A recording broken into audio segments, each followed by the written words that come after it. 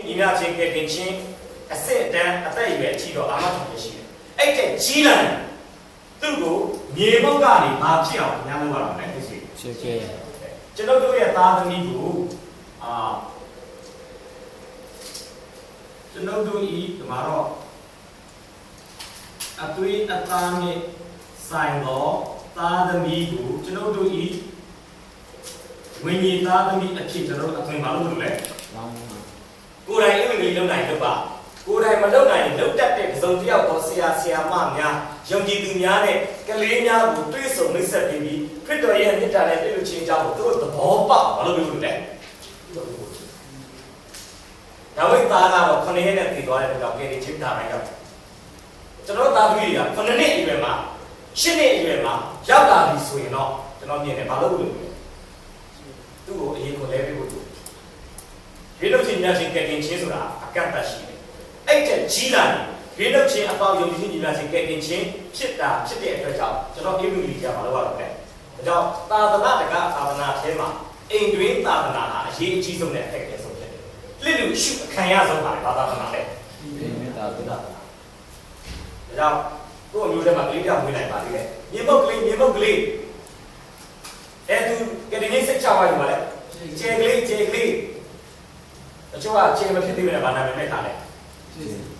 cek sehulu cek risau ber, kau mana, di bawah ni mana lah, so, di keli cek dia macam, tapi cek macam mana, cek nama dulu le kau yang mana tu, kalau tu nanti dulu sana, jauh kat cenderung buat jauh ni, ngaya cari cara dalam secawa,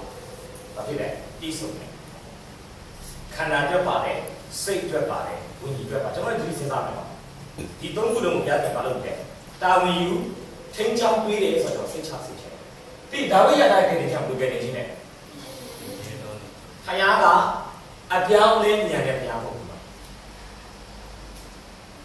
Kalau jauh di, kalau jangan ada yang terdekat cuma, kalau nak somai terdekat cuma. Macam mana terdekat jauh dia sih, tidak kan? Tuan lupa. Hotel tu mahu manajer sini. Jangan tahu dia orang macam nak songnya macam mana tu dah ni le. Engkau jangan macam orang yang jadi tidak malu. Tapi sisi ini, final yang apa? Kalau punya apa tengok siapa dia cuma. Kalau dia jangan ni, jangan jangan dia orang jangan dia di sekolah ni. Kalau step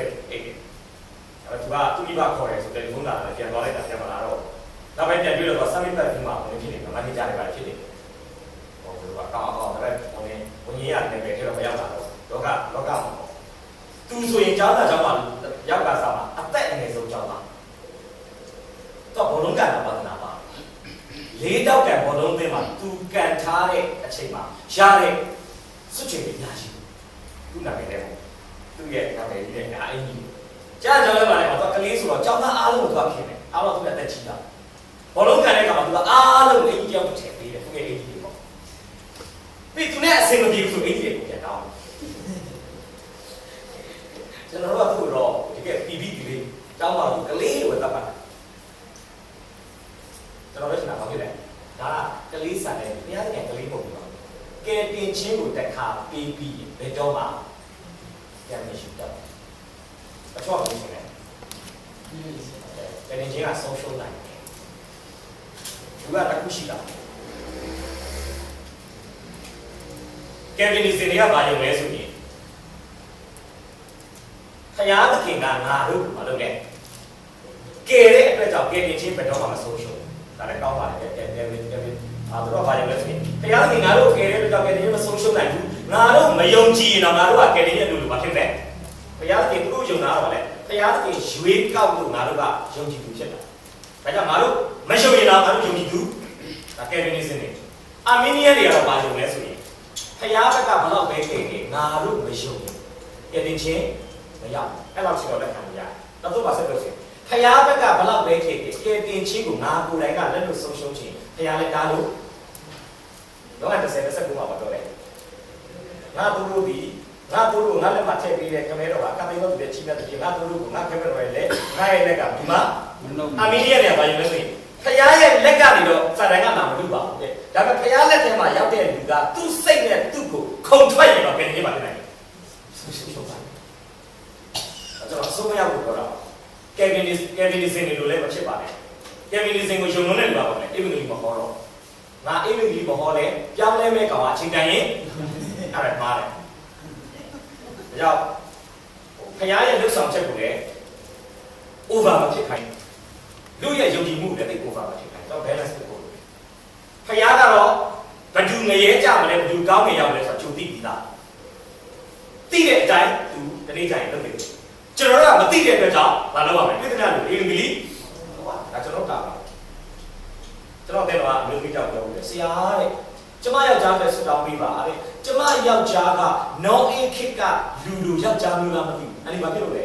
ဆရာစဉ်းစားနေတယ်နောအေးကစေတနာဘယ်လိုပွားတယ်နှစ်ပေါင်း120တရားဟောတယ်သူ့မိသားစု10ယောက်သူ့အပါဝင်10ယောက်ပဲပြောင်းလဲတယ်ကျွန်တော်တရားမှမပြောင်းလဲဘူးယောနာစေတနာတစ်စက်မှမပါဘူးကိုတရားဟောချက်ကိုကြားတဲ့လူကိုသေစေခြင်းပေမဲ့တမျိုးလုံးပြောင်းလဲကျမယောက်ျားနောအေးခေတ်ကလူလားမသိဘူးနောအေးခေတ်ဘာလို့လဲဘယ်ဆရာနဲ့တွေ့ရောက်အောင်ပြောင်းလဲကျွန်တော်ဒီလိုပြောချင်တာပြောင်းလဲတယ်မပြောင်းလဲဆိုတာဆရာသခင်ရဲ့လွတ်ဆောင်ချက်ဖြစ်ပြီးတော့ကျွန်တော်ဘက်ကတော့မလုပ်အောင်ပဲတော့ဒါကဲတင်ချင်းဟာမိတ်ဆွေပေါ်တော့မူတည်ဘူးဆရာသခင်ရဲ့လွတ်ဆောင်ချက်ပေါ်မှာမူတည်တဲ့အတွက်ကြောင့်ကဲတင်ချင်းကဘယ်လိုဒီနေ့မှာမဆုံးရှုံးတာဆရာသခင်လွတ်ဆောင်ချက်လို့ပြောတဲ့အခါမှာမိတ်ဆွေဘက်ကတော့ဆရာမပြည့်အရာကိုဟလာလမ်းကျမ်းစာမှာလည်းပြောတာကိုကျေးဇူးတော်ကိုယုံကြည်ခြင်းအပြင်ကဲတင်ချင်းမိတ်ဆွေတရားရုံဆရာသခင်ကျေးဇူးမပြုထားဘူးဆိုရင်ဘာမှယုံလို့မရဘူးတရားခင်ကသားတော်ယေရှုခရစ်တော်ကိုအသေးခံစေခြင်းပြုတ်နံခြင်းထမ်းမြောက်ခြင်းအပြင်ဂျေဇုတော်ဆိုတဲ့အကြောင်းသာဝကာလအတွက်လုပ်ထားပြီးပြီတရားခင်ရဲ့ဂျေဇုတော်ကိုနှုတ်ကပတ်တော်ပေါ်ပြတဲ့အတိုင်းကြားတဲ့အခါမှာနှလုံးသားကယုံကြည်လိုက်တဲ့အတွက်ကြောင့်အဲ့ဂျေဇုတော်ကျွန်တော်အတွေ့အကြုံမှာခံစားလို့ဒါကြောင့်ဂျေဇုတော်ကိုယုံကြည်တာဖြစ်တဲ့အတွက်ကြောင့်ဂျေဇုတော်ကစီနီယာကြပြီးယုံကြည်ခြင်းကဂျူနီယာကြယုံကြည်ခြင်းနဲ့ဂျေဇုတော်ရှင်းနိုင်ရင်ဂျေဇုတော်ကဓာတမ99ဓာတမ99ဆိုယုံကြည်ခြင်းကဓာတမ3များတက်လောက်ရှိယုံကြည်ခြင်းရခိုင်လို့လည်းပြောယုံကြည်ခြင်းကပပလေးလို့ကျွန်တော်ပြောချင်တယ်ကျေးဇူးတော်ကိုများလို့ကျွန်တော်ပြောချင်တယ်ဒါကြောင့်ဘုရားရဲ့ကျေးဇူးတော်ကိုယုံကြည်ထားတဲ့အတွက်ကြောင့်ဒီကဲတဲ့ခြင်းကဘယ်လိုနည်းနဲ့မှဆုံးရှုံးနိုင်တယ်ဘာလို့လဲဆိုရင်အကျင့်ကောင်းလို့ကဲတင်တာမဟုတ်တဲ့အတွက်ကြောင့်အကျင့်စာရိတ္တပြက်ခဲ့ရင်လည်းကဲတင်ခြင်းမဆုံးရှုံးနိုင်နောက်တစ်ခါပြောမယ်အကျင့်ကောင်းလို့ကဲတင်တာမဟုတ်ပေမဲ့ကဲတင်ခြင်းရောက်ပြီးရင်တော့အကျင့်စာရိတ္တကောင်းခြင်းအပြင်ကဲတင်ခြင်းရောက်တယ်ဆိုတော့ပတ်ဝန်းကျင်မှာတက်ပြီးထူဖို့တော့ဟုတ်တယ်ဒီလေရတယ်ကျွန်တော်ကြားတာပြပါတယ်တက်တာလည်းမြန်မာရှိတဲ့ခရစ်လူတွေကမလုပ်နဲ့အတိတ်ကာလ YouTube ကိုတွေ့တယ်ဒါပေမဲ့ယုံကြည်ပြီးဖြစ်လာတဲ့အခါမှာ YouTube ကိုမလုပ်နဲ့ယောဂါဒါသူရဲ့ပြောင်းလဲခြင်းတက်တယ်မိတွေမေးတဲ့လူကမေးတယ်မမေးတော့ဘူးအရင်တောက်တဲ့လူကအရင်မတောက်တော့ဘူးကိုယ်စားတဲ့လူကကိုယ်စားတော့ဘူးယောက်ျားမိန်းမကိစ္စရှုပ်တဲ့လူကမရှုပ်တော့ဘူးနောက်မစားတဲ့လူကမလုပ်တော့ဘူးအားလုံးကပြောပါတယ်ပြောင်းလဲသူတို့အကျင့်စာရိတ္တတွေပြောင်းလဲလာခြင်းဟာကဲတည်ခြင်းရဲ့ပါပဲ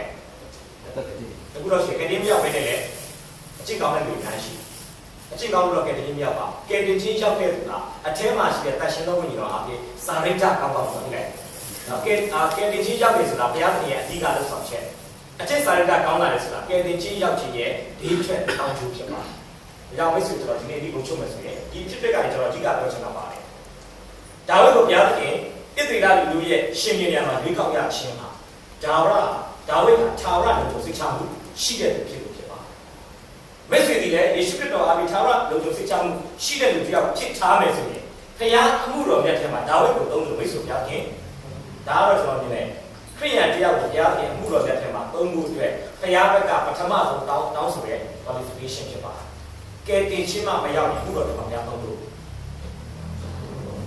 ဝေမရရင်ကိစ္စမရှိဘူးမမစာမတိုက်ကိစ္စမရှိအင်္ဂလိပ်စာမတိုက်ကိစ္စမရှိကိုင်ကချွတ်တဲ့ကိစ္စမရှိဒါပေမဲ့ကဲတင်ချင်းမရောက်ရင်တော့ဘုရားဘာမှလုပ်လို့မရဘူးဒီဘုရားခင်ကြီးကဲတင်ယေရှုကိုခံစားတဲ့သူတွေကိုရှာဖွေနေပါတယ်ထာဝရလုံခြုံစိတ်ချမှုနဲ့ပတ်သက်ပြီးဂဂနနာသဘောပေါက်ပြီးယုံကြည်စိတ်ချတဲ့သူကဒါဝိဒ်မင်းကြီးလိုပဲအမှုတော်တွေမှာတည့်ရချတယ်အာကိုအားထားတဲ့သူဖြစ်တယ်ဆိုတော့ဒီနေ့ပြောပြပေးချင်ပါတယ်ဒါကြောင့်မိတ်ဆွေကိုဘုရားခင်ကဲတင်ထားတာအလကားမဟုတ်ဘူးမိတ်ဆွေကဘုရားခင်ကဘာလို့ဘာကဲတင်လဲဆိုရင်မိတ်ဆွေကိုဘုရားခင်ကအစီခံဖို့အတွက်ဘာလို့ထားလဲကဲတင်ထားတာဖြစ်တယ်ကျွန်တော်တို့ဘုရားသားသမီးဖြစ်ပြီမဲ့ကောင်းပြီကိုဒါ right မရောက်ဘူးမမဆက်ထားတာအစီခံဖို့ဘာလို့လဲအစီခံဖို့ဖြစ်ပါတယ်ဒါကြောင့်ကဲတင်ခြင်းမှာအစီခံခြင်းလို့ကဲတင်ခြင်းရောက်တာသူ့အစီဘာလို့လဲအစ္စရေးလူမျိုးတွေကိုဘုရားရှင်ဝိပုယ25မှာပြောတယ်မင်းတို့ကိုအဲဂုတ္တုတိုင်းပြည်ကငါကယ်ထားတာငါအစီခံဖို့လို့ပြောပါတစ်ပင်နေ့ကိုမှတော့ဓမ္မသစ်မှာပြောတယ် မောင်မိုက်တေကအံ့ဖွယ်သောအလေးတော်ထဲကိုခေါ်သွင်းထားခြင်းခံရတဲ့မင်းတို့ဟာတဲ့မောင်မိုက်တေကလည်းအံ့ဖွယ်သောအလေးတော်တွေကိုခေါ်သွင်းတဲ့သူရဲ့ဂုဏ်ကျေးဇူးတော်တွေကိုပတ်ဝန်းကျင်မှာပေါ်ပြမယ်လို့ပြောပါဆိုလိုချင်တာပါလေအစ္စရေးလူမျိုးတွေကိုဂျုံခံရတိုင်းပြည်ကဘုရားကယ်တဲ့အတွက်ကြောင့်သူတို့ကဘုရားအစီကိုခံရတယ်ကျွန်တော်တို့လည်းစာတမဏတ်နဲ့မောင်မိုက်တေရဲ့လက်ကဘုရားကယ်တဲ့အတွက်ကြောင့်ဘုရားအစီကိုကျွန်တော်မလုပ်အောင်ပဲခံရမယ်အဲကြောင့်ကျွန်တော်ဒီလိုပြောချင်ပါတယ်သာဝရလုံခြုံစိတ်ချမှုရှိတဲ့လူကဘုရားအစီခံခြင်းအပြင်သာဝရလုံခြုံစိတ်ချမှုကိုပေးတဲ့ဘုရားရဲ့ကျေးဇူးကိုတုတ်ပြန်တတ်လို့ကျွန်တော်ဒီနေ့တိုက်တွန်းပေးချင်ပါတယ်။သာဝရလုံခြုံစိတ်ချမှုပြီးပြည့်စုံတဲ့လုံခြုံစိတ်ချမှုဖြစ်ပါတယ်။သာဝရလုံခြုံစိတ်ချမှုပြီးမဆုံးရှုံးနိုင်တဲ့လုံခြုံစိတ်ချမှုဖြစ်ပါတယ်။ဘုရားရှင်နာမကိုကြည်ပါစေ။အာမင်။အသက်ရှင်တဲ့ပါဘုရားကိုရောကိုကျေးဇူးတင်တဲ့ပါကျေးဇူးတော်ပေါင်းကိုချီးမွမ်းပါတယ်။ဒီနေ့ဒါဝိမင်းကြီးရဲ့အသက်တာ